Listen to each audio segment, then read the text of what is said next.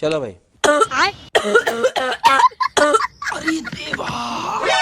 भैया ये कुणाल जी का घर कहाँ पड़ेगा? जी भैया मैं ही हूँ कुणाल, बताइए। ओ एक्चुअली आपका ज्वाइनिंग लेटर आया था लोको पायलट का।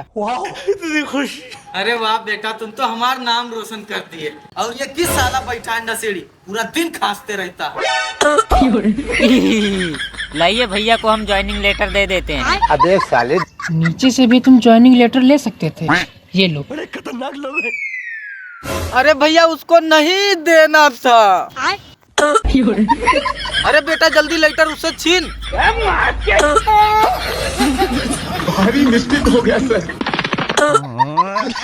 अरे पापा पकड़िए इसे, नहीं तो मैं बर्बाद हो जाऊंगा।